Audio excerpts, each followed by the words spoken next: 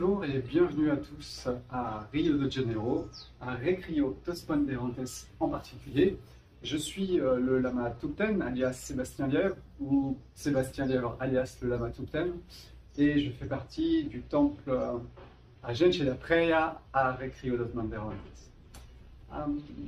Je suis naturopathe depuis une vingtaine d'années maintenant et surtout je baigne dans le taoïsme depuis 30 ans. Ce qui me permet d'avoir un éclairage sur ce qui est autour de nous, un petit peu différent de ce dont vous avez l'habitude.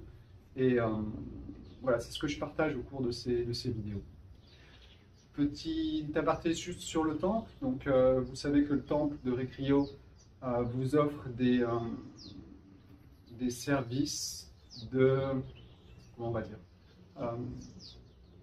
des formations sur le bouddhisme, que ce soit en présentiel ou bien à distance. Donc là, je vous laisse contacter Pascal pour ce genre de choses. Et voilà, c'est un temple qui avance avec plusieurs thérapeutes qui rentrent dans le temple. Et puis aussi, surtout, un temple qui veut être ouvert à toute confession. Et on essaye de pratiquer un petit peu tout ce qui est autour de nous. Je vous rappelle que c'est la lignée de Dzogchen, ce temple bouddhiste. Et la lignée de Dzogchen, c'est embrasser la vie dans sa grandeur, et donc toutes les confessions sont les bienvenues dans ce temple. Ce qui est très important de comprendre, et l'intervention d'aujourd'hui est sur l'action juste, mais surtout comprenez bien que cette lignée de Dzogchen, c'est vraiment de vivre la vie, et donc c'est d'être dans l'action. Et être dans l'action, ça veut dire qu'on n'est pas là en train de méditer, en train d'attendre que les choses se passent. Ça veut dire qu'on agit dans la vie, on interagit avec les autres. Et c'est le principe vraiment de cette lignée de Dzogchen.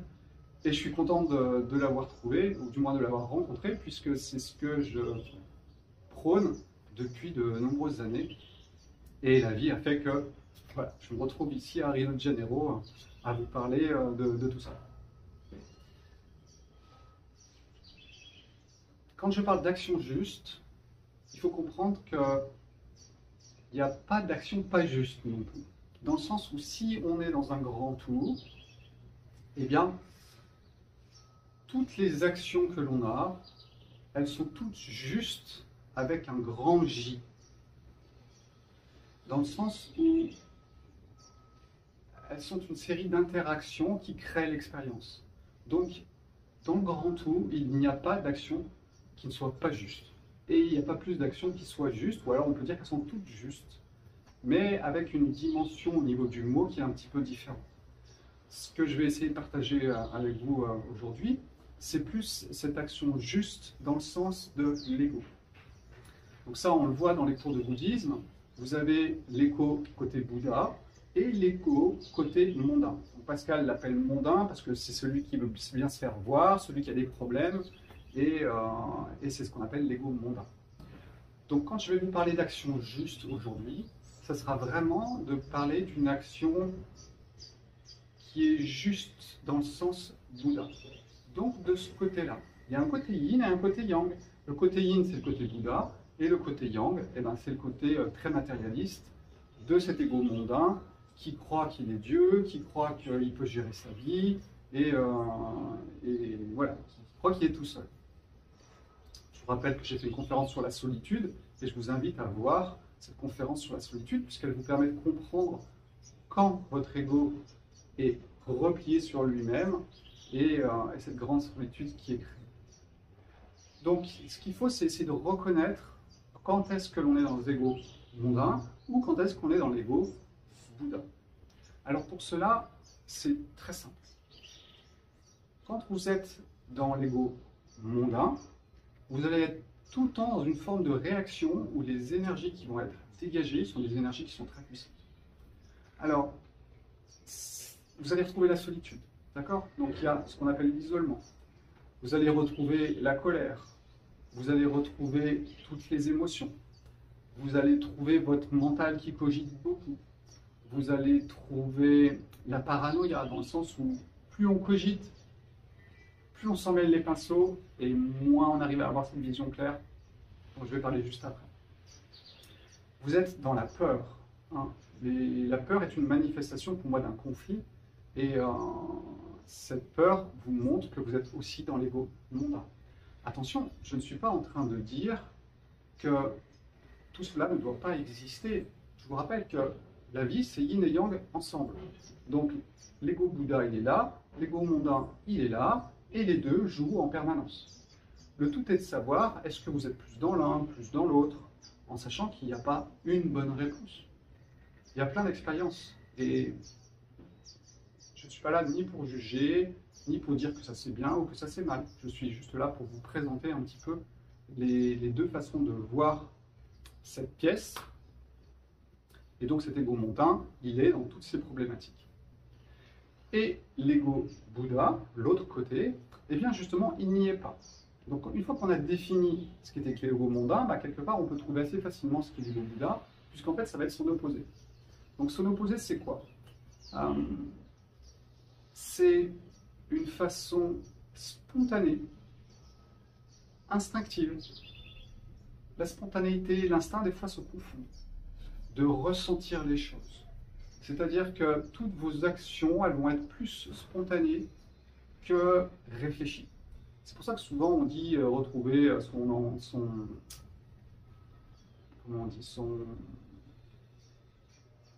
potentiel d'enfant, puisqu'en fait normalement l'enfant est spontané. Il ne réfléchit pas si c'est juste, si c'est pas juste, il est spontané, il est instinctif. Et dans cette nature Bouddha, quand elle s'exprime, eh bien en fait c'est exactement ce qui se passe. Vous avez cette façon spontanée et instinctive de l'instant de ressentir les choses. Vous avez cette capacité à être au contact de la chose. Jiddu Krishnamurti expliquait ça très bien. Il expliquait qu'en fait, souvent, on vit avec des images. Et je regarde cet arbre et je dis « Ah, mais oui, je reconnais, c'est un chêne. Et le chêne, je peux faire du feu avec, etc. etc. » Et toutes les images que l'on a des choses, dues à notre solitude, eh bien, nous empêchent d'être au contact direct des choses. Cette nature Bouddha, c'est vraiment se mettre au contact direct des choses et ne faire plus qu'un avec la chose. Et là, vous avez une connaissance, ce qu'on appelle l'omniprésence, qui est instantanée et qui vous donne des informations. Si vous êtes dans l'ego mondain, c'est pas possible.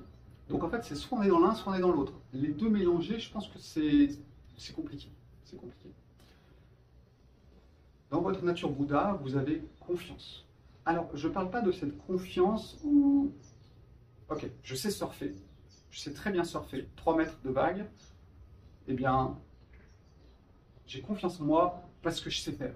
Je ne parle pas de cette confiance-là. Je parle d'une confiance en la vie. Et cette confiance en la vie, elle vient généralement quand nous arrivons à mettre toutes ces pièces du puzzle, comme j'en ai parlé il y a quelques jours dans l'autre conférence. Et c'est assez religieux, en fait, quelque part. C'est cette spiritualité qui vous donne confiance dans tout ce qui se passe autour de vous et que de toute façon, c'est une réaction, une action, une réaction, une réaction, une action. Et tout ça ensemble. Donc cette confiance, c'est en fait une grande paix à l'intérieur. Donc ça va nous emmener vers une clarté. Cette clarté, elle est... Vous n'avez plus de bocal. Vu que vous n'avez plus de bocal, eh bien c'est simple, tout ce que vous voyez est super clair. Donc cette clarté, c'est aussi votre nature Bouddha. Cette clarté, elle vous permet aussi d'être dans une certaine équanimité. Quand tout est clair, généralement, quand vous voyez les choses, eh bien, vos émotions n'ont pas leur place. Dans le sens où vous n'allez pas réagir à quelque chose, vous comprenez le mécanisme, vous comprenez comment cela s'imbrique, et vous êtes dans une forme d'équanimité, dans le sens où les émotions ne sont pas fortes. Bien sûr que si je vois un petit enfant qui n'a pas mangé dans la rue, ça me touche un peu. Mais dans ma spontanéité, je vais avoir 2 solutions. Soit je vais passer mon chemin, parce que je sais que dans la vie, il y a des enfants qui n'ont pas à manger, ça fait partie de la vie. Ou alors, spontanément, je vais lui donner quelque chose. Mais comprenez bien que c'est spontané. Mon mental n'est pas intervenu. Et c'est la vie qui a agi à travers moi. Et cette spiritualité, pour moi, c'est aussi ça. C'est la vie qui agit à travers moi, avec un ego qui ne prend pas des commandes et qui bloque tout. Et vous arrivez dans cette forme de compassion. C'est-à-dire que vous pouvez comprendre l'autre dans ce qu'il est, vous pouvez ressentir les émotions qu'il pourrait avoir, puisque vous êtes ouvert à toutes les émotions, vous ne les refusez pas. Et c'est ce que moi j'appelle la compassion. Cette connexion à l'autre qui permet en fait de ne pas être touché par l'autre, ou le minimum, de le comprendre très très vite, et voire même instantanément. Voilà, toutes ces qualités, ce sont les qualités de la nature Bouddha. L'omniprésence, la confiance, la compassion, la clarté et l'équanimité. Alors bien sûr, c'est relié aux éléments, hein, à 5 éléments, mais ce n'est pas à l'ordre du jour. Moi, ce que je veux partager avec vous, c'est cette histoire d'action juste. Alors, cette action juste, qu'est-ce qu'elle n'est pas? Ce qu'il faut savoir, je vais juste revenir au pourquoi je fais cette conférence, c'est qu'en fait, hier, j'ai mon fils qui a une vingtaine d'années, qui m'envoie une vidéo.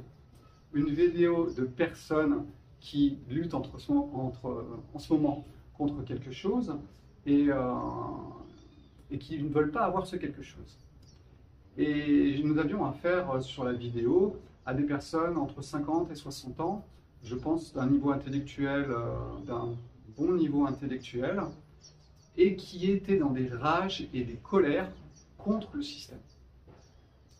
Alors là, si j'observe un petit peu ce qui se passe, eh bien, vous voyez bien que nous sommes dans un ego mondain.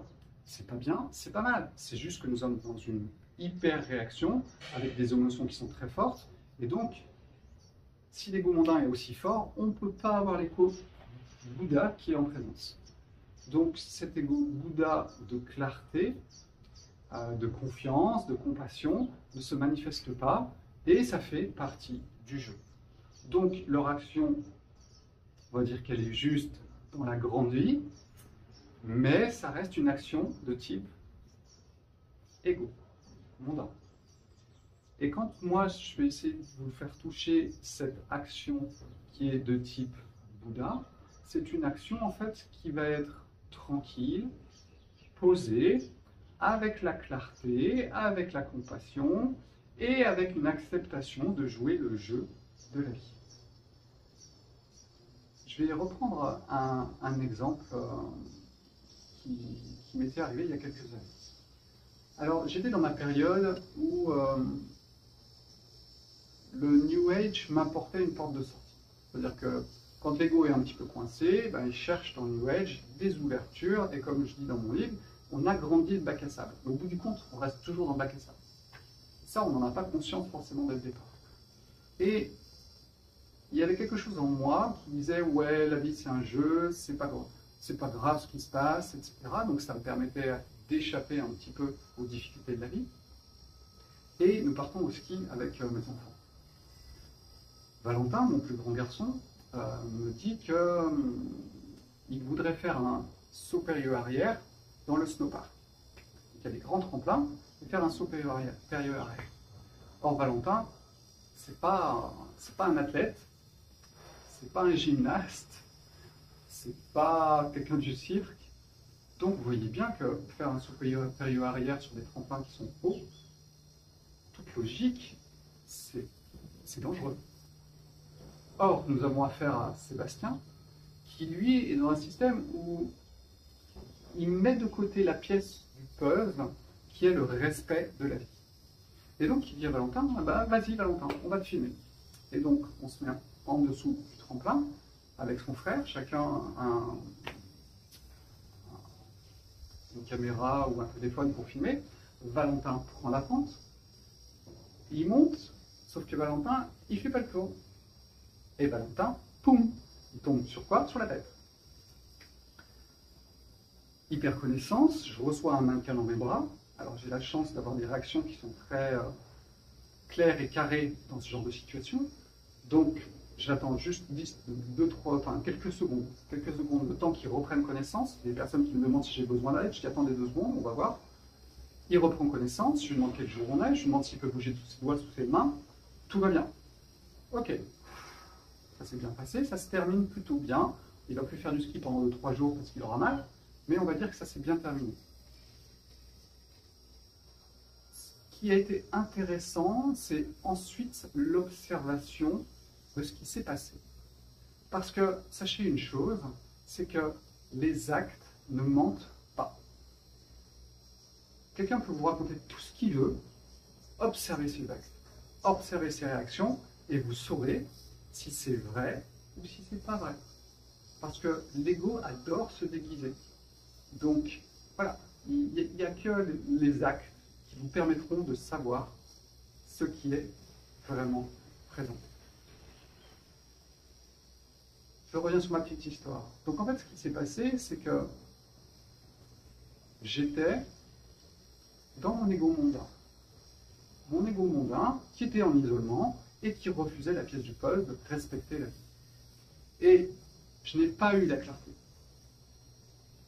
Je n'ai pas eu cette omniprésence de sentir qu'il y allait avoir un accident. Quelque part, je me forçais à être sans émotion. Parce que soit vous êtes dans trop d'émotions, soit vous pouvez vraiment vous forcer à ne pas être dans les émotions. Je n'ai pas voulu me projeter dans un accident pour ne pas être touché par quoi que ce soit. Donc en fait, j'étais vraiment dans mon ego mondain. Et c'est là que vous voyez que mes actions n'étaient pas justes, n'étaient pas des actions de type Bouddha. Parce qu'une action de type Bouddha aurait été dans la clarté, c'est-à-dire que je voyais que Valentin n'était pas capable de ça, qu'il y avait un risque pour sa vie, et donc en tant que papa, j'aurais dû lui dire « Valentin, c'est non ». Voilà ce que cela m'a appris. Ça m'a appris que je refusais les pièces, la pièce, de ce respect de la vie. Alors après, chacun peut avoir un conflit avec le respect d'autre chose, mais moi, c'était vraiment relié à la vie, que j'avais tendance à rejeter parce que la vie, c'était un jeu, blablabla, blablabla, blablabla. Donc voilà, comprenez bien cette action juste. C'est une action qui va être spontanée, qui va être dans la clarté, dans le sens où vous voyez hyper clair sur tout ce qui se passe. Vous voyez Valentin qui veut mettre ses vidéos sur Instagram parce qu'il veut des vues, parce qu'il a besoin d'être reconnu. Et tout ça, ça arrive instantanément. Et c'est cette clarté de la nature Bouddha qui va créer des actions justes. Donc une action juste aurait été de dire à Valentin, non, tu ne peux pas, c'est dangereux, fais attention à ton corps. Une action pas juste, ça aurait été de partir dans les émotions. Mais t'es fou, c'est pas possible, et d'être dans la peur. Donc là, l'action n'était pas juste. Elle était aussi de mon côté mondain. Et si l'action avait été dans le détachement tel que je l'ai eu, c'était aussi une action qui n'était pas juste, puisqu'en fait, je refusais une des pièces du puzzle aussi. Donc voilà, comprenez bien ces choses-là, c'est que l'équanimité, cette presque absence d'émotion, n'est pas ni un rejet des émotions,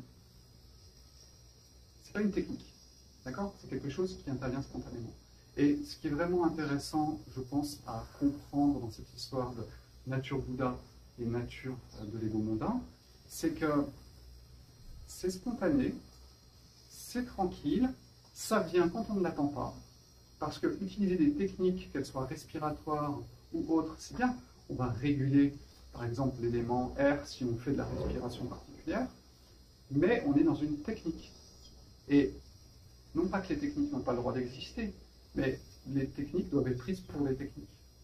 Donc dans l'instant, ok, utilisez une technique, mais ensuite, si vous voulez vraiment aller vers un éveil à tout ça, il faut absolument revenir sur tout ce qui s'est passé, reprendre toutes les pièces, les remettre ensemble et reformater un petit peu votre mental par rapport à sa vision.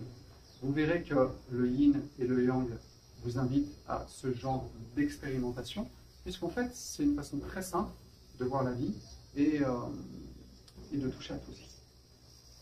Donc j'étais parti sur cet exemple parce qu'en fait, cette intervention, elle vient vraiment de ce qui s'est passé hier matin avec mon fils qui m'envoie ses réactions de personnes de 50-60 ans d'un niveau intellectuel quand même assez haut et qui manifestent contre quelque chose qui leur pose un problème, mais de façon totalement pleine d'émotions. Et nous sommes donc bien loin d'une nature Bouddha. Ce qui ne veut pas dire que nous ne devons pas agir. Par contre, cette action, elle va intervenir au moment qui est juste et spontané, au bon moment.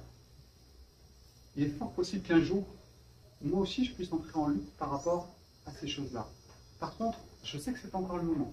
Je le sais. Ne me demandez pas pourquoi, je le sais. Mais quand il faudra passer à l'action, je serai capable de passer à l'action.